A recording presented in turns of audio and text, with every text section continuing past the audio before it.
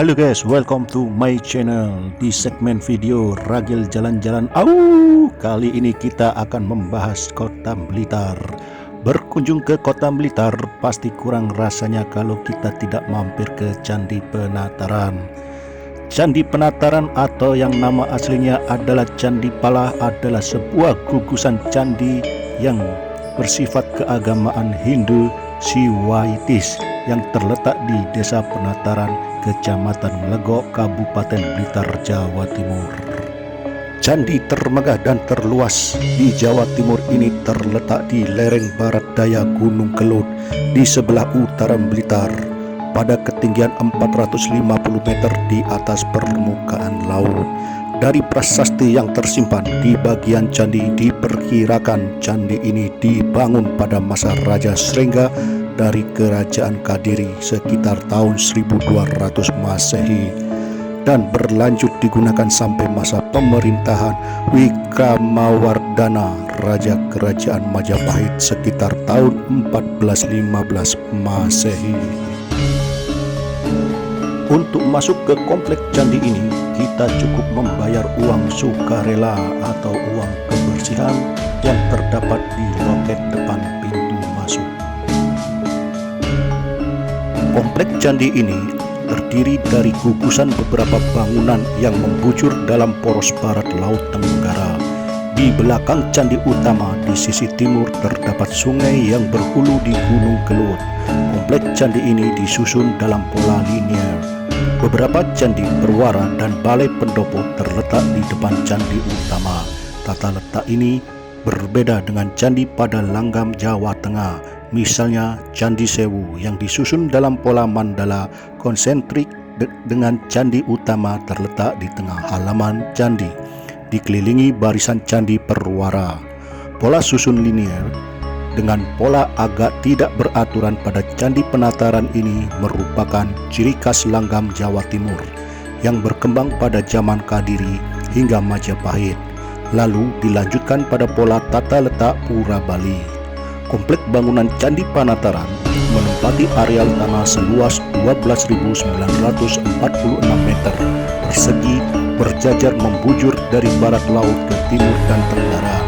Seluruh halaman kompleks percandian kecuali yang bagian tenggara dibagi menjadi 3 bagian yang dipisahkan oleh 2 dinding susunan dari kompleks Candi Penataran yang sangat unik dan tidak tersusun simetris.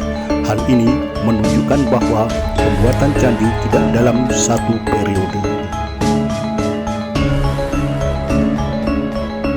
Selain sebagai kompleks percandian terluas, Candi Penataran juga memiliki kekhasan dalam ikonografi reliefnya.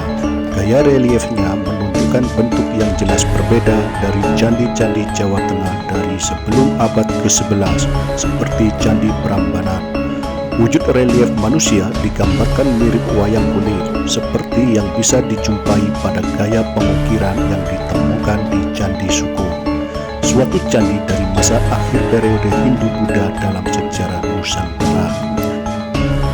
Sebagian dinding pendopo teras di sisi timur terukir kisah Buduksa dan Gagang Aking, di mana Buduksa digambarkan sebagai sesosok makhluk yang berbadan besar, suka memakan apapun, ikhlas dan tidak pernah tidur. Sedangkan Gagang Aking sebaliknya, kurus kering, suka berpuasa dan suka tidur. Suatu saat Dewa Siwa menjelma menjadi macan putih yang hendak memangsa mereka guna menguji kedua orang tersebut.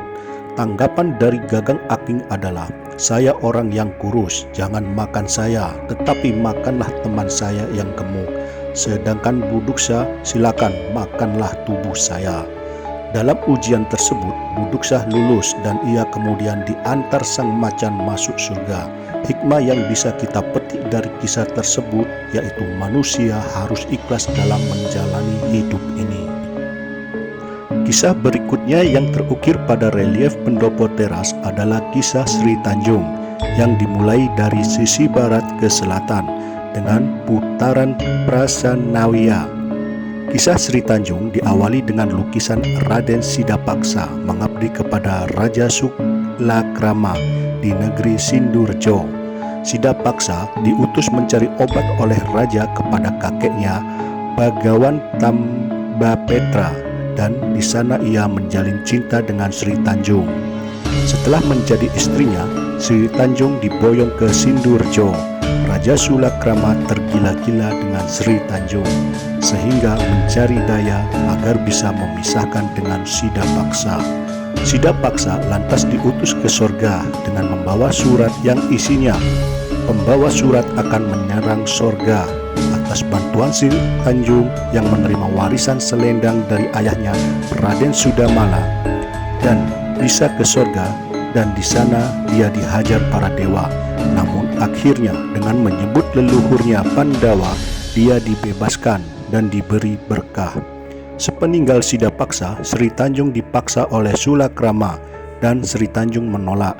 Mendadak datang Sidapaksa dan Sri Tanjung difitnah mengajak raja berzina. Akhirnya dengan garang Sidapaksa membunuh Sri Tanjung. Namun Sri Tanjung dihidupkan kembali oleh para dewa. Sidapaksa pun diharuskan membunuh Raja Sulakrama, dan dalam peperangan dia berhasil. Pada dinding candi utama terukir relief Ramayana dengan tokoh Rama dan Sita, dan relief Krishnayana dengan tokoh Krishna dan Rukmini. Kisah Krishnayana menceritakan Krishna yang menculik dan mempersunting Rukmini. Relief candi di Jawa Timur biasanya dipahat berdasarkan analogi riwayat hidup tokoh yang didharmakan di tempat tersebut. Kisah Ramayana dan Krishnayana yang dipahatkan pada dinding candi Penataran ditafsirkan mirip dengan kisah Ken Arok dan Ken Dedes.